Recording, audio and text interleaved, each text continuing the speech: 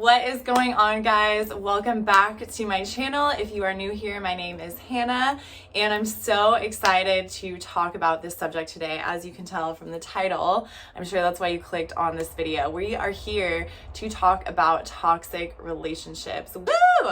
It's a fun topic. Let's get excited, right? So I think this is such an important topic to cover because I know so many people, so many of my friends and myself that have personally been victimized by toxic relationships. And when I'm talking about toxic relationships, this doesn't only refer to a relationship between like a boyfriend and girlfriend.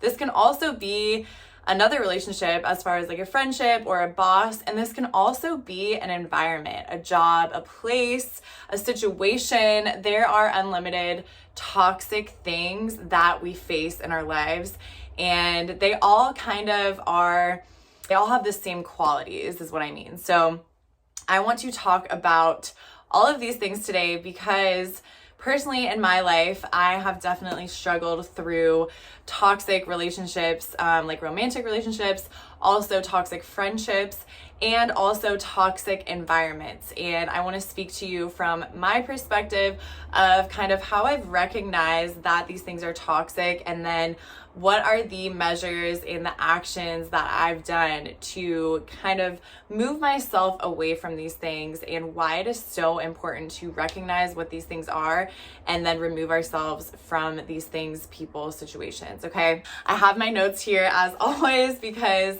I want to make sure that I cover everything and stay on track. So the first thing I want to cover here is what is a toxic relationship. And I actually looked up the definition on Google, and there were a couple that I really liked that I wrote down.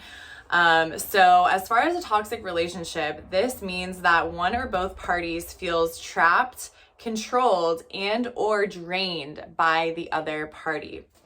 Another definition said that it is a relationship in which each person is slowly destroying each other, and it is very unhealthy. And then I actually looked up the definition of toxic, like just a toxic behavior in general. And it said anything that adds negativity, leaves you feeling bad, edgy, guilty, confused, and frustrated. So pretty much anything that is any sort of negative in any type of way is considered toxic, okay? This is the thing, is we get ourselves into these toxic situations, and a lot of times we are in way too deep before we realize that it is toxic. And so once you're in it that deep, it can be very, very difficult to get out. And that is why a lot of people find themselves kind of stuck in toxic relationships. And in a lot of these definitions, it says that people can really feel trapped. And that is kind of one of the characteristics of a toxic relationship, is the feeling of being trapped, the feeling of being stuck, and kind of being in so deep that you don't even think you can get out. And it's kind of like, well, what do I do? Like, I might as well just stay in it because it is too difficult to get out. And I know as far as a relationship between, let's just use the example of, a toxic boyfriend or girlfriend, because I think this is kind of like the main situation that most of us end up finding ourselves in when we deal with a toxic relationship, is in a romantic relationship. And when you find yourself realizing that this relationship is toxic, there are two things you can do. And you can either decide to stay and deal with the toxicity and just accept that this is just how it's going to be, but at least I can predict how it's going to be and I know how it's going to be. Or I can leave knowing that that's also going to be very, very difficult because I'm going to have to dig myself out. But knowing that what could come of leaving could be so much better for me than staying in something that I know is already bad. I want to talk about why we love toxic relationships so much, because I know that the only reason why people find themselves like stuck in these toxic relationships is actually because they want to be stuck in their relationships. If it was really that bad, you would definitely find a way out, right? I mean, at least you would think so. Why do we not find a way out, right? Why do we actually secretly love it? I know that I personally have actually loved being in toxic cycles, and I talked about this in my testimony video where, it's like I found myself in the same toxic cycle over and over and over. And it's like, why did I not just get out of that cycle? Why did I continuously find myself in that cycle? And usually it's one of two things, okay? So I'm going to go over these two things. So number one is you are trying to prove something. Usually it's to yourself, that this is in fact good, okay? Because obviously the reason why you got into this relationship in the first place, or you started at this job in the first place, or whatever, you made friends with this person in the first place, is because you saw something good in that person, right? And the reason why this relationship has stuck it out for so long, has lasted for so long, is because you've had those moments of seeing the good. You've had those highs. And so these highs will come, and the way that a toxic relationship works is, it'll be like, there'll be this really good high, and then it'll be like this really, really deep low. But you'll hold on to that high because you'll be like, well, that high was like so high that I want to get that again. And it turns into like almost an addiction. It actually is an addiction in your brain. Your brain is addicted to finding that high again. So you will continue on, and it'll kind of just be this like, meh, like not a very good relationship, kind of like little good things here and there, whatever, just to find that one high that's like all the way up here. And then you find that really deep low, but you kind of just ignore those really, really deep lows because you're so focused on those super high highs, right? So that's the same thing that any type of drug addict, alcohol addict, that's how they get addicted to these substances, and that's how they get stuck in these addictions, and they can't seem to find a way out because it's like they're just seeking that high, and they keep seeking it, and they keep having to do more and more and more in order to find it,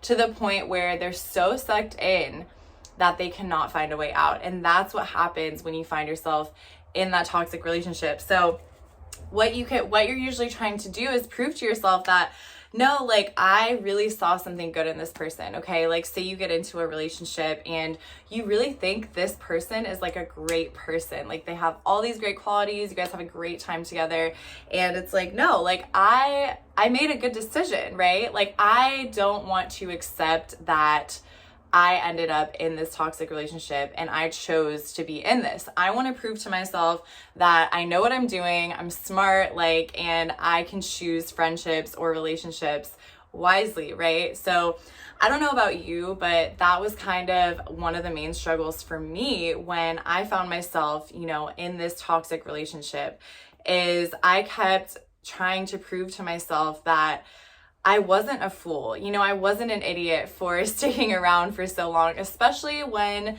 things have gone on for quite some time. It can really start to get in your head, and you look at it like, well, I've already spent so much time with this person, or so much time trying to mend this friendship or relationship. I might as well just stick around because I want to prove to myself that it was not a waste of time, and that in fact this person will change, or the situation will change. Sometimes it's not always 100% the other person, but you're trying to prove that it will work out, and it can work out because you have seen those highs before and you've seen it working out before. So you want it to be like that all the time, and you're trying to make that happen. So usually we tend to stick around because we're searching for that constant high. So the other reason why you might find yourself in this toxic cycle or toxic relationship, or engaging in this toxic behavior over and over, is honestly because you do not love yourself, okay? That's it. You don't love yourself, and that's okay. Okay, it's nothing to get worked up about, but that can be a hard thing to really admit to yourself, is, you know what, I actually don't love myself, and that's why I'm continuing to engage in this behavior. Because pretty much once you have a belief about yourself, and this belief about yourself is, I do not love myself, I actually do not like myself, okay, you might think you do, but subconsciously you don't fully love yourself. And when your brain actually fully believes that, it will continue to prove that through your actions, through your behaviors. So thus, you will continue to engage in behaviors that just further reaffirm the fact that you do not love yourself. So it makes sense, you know, if you don't really love yourself, you're going to continue to be in a toxic relationship or situation that makes you feel like crap, because it's just gonna further confirm like, okay, yeah, this is proving that I don't like myself because I'm continuing to be in this situation that makes me feel like crap. Okay, so there's a couple things that you can do, and the first thing is you actually need to rewire your brain, because your brain right now is addicted to this toxic person, situation, environment, friend, whoever it is, okay? Your brain is literally addicted to that high and low and that drama and that like constant, like you don't really know what you're gonna get type thing. It's like you love that, right? Even though deep down you're like, this is not good for me, you love it. And you have to start to tell yourself that this is not a good thing.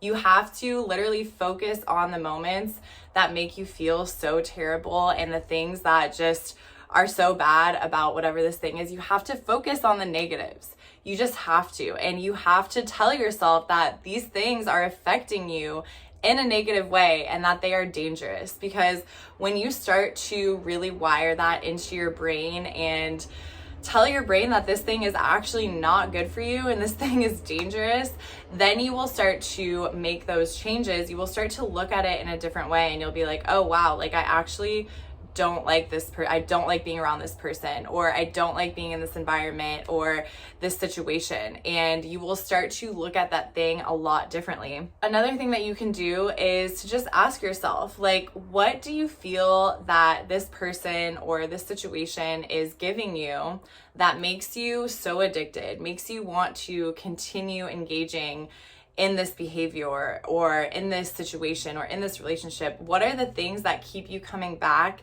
and how can you replace that? How can you give those things to yourself? Okay, because usually the reason why we find ourselves continuing to go back to a toxic person, continuing to engage in a toxic behavior, is because we are not getting whatever it is that we think we're getting from that thing. So whatever that thing is, you need to look at that and be like, okay, am I just like searching for some sort of validation, some sort of love, some sort of something that just makes you feel good that you are not giving to yourself through other avenues? So start to look for ways that you can create that same feeling or receive that same type of love and validation from either other people or other situations or from yourself, okay? Usually it's a lack of self-love, like I was saying before. Usually it is you not fully loving yourself, and so you are seeking out this love from a person or a situation. So I just want to also give you guys an example from my own life, because I think it always helps, and I want you to feel like, you know, you're not alone if you are in some sort of toxic relationship or in a toxic environment or situation. I legitimately realized that I was in a toxic relationship with the club, okay? With the strip club. I worked there for 7 years, and it was like an on and off cycle. It was legit like a relationship. And I feel like I'm having to break up with this club, with this thing, with this environment, with this part of my identity. And the reason why it's so difficult is because I looked to the club to receive some sort of validation for who I was. I looked to the club to provide me with the finances and the stability and the safety that I thought was necessary for me to feel good about myself, for me to feel safe and to feel stable in my life. I looked to the club for some sort of comfort, for a place where I felt like I belonged and I was accepted, and it felt like it was like homey in a sense. So I just want to encourage you today, if you feel like that, whether that is, you know, in your own work environment, or in some sort of environment that you find yourself continuing to go back to, or maybe it's some sort of addiction that you find yourself continuing to go back to, like a behavior, like a drug, or just like going out and partying. You know, if you find yourself that you're constantly out at a nightclub every Friday night, and that's just like honestly not something you really 100% like, but every time you're there, it somehow reinforces the fact that you need this or this is a part of you. Really start to look at it. And what I started to do was look at it from the outside perspective, and I started to see that honestly, it was damaging me a lot more than it was helping me. And once you get to that point and you can list out, you know, what are the pros, what are the cons, and overall, what is this thing doing for me in my life? Is it making me better? Is it making me feel really good? Do I feel good after? Or am I engaging in this because I am trying to run away from something, or because I am trying to distract myself from something else, right? A lot of times that can be it too. So look within and ask yourself, what am I avoiding? Or what am I trying to run away from? Or what am I trying to receive that I am not already giving myself? So I just want to encourage you today, whatever toxic situation you are facing, it will be okay, but you are the one that is in 100% control of that situation. You are allowed to walk away whenever you want. No one said it was going to be easy, but you need to ask yourself, what is going to be easier? Staying in something that you know is going to damage you over time, and that you know is bad for you, and that you know is probably not going to get better, or going through the pain of leaving that person, place, or thing.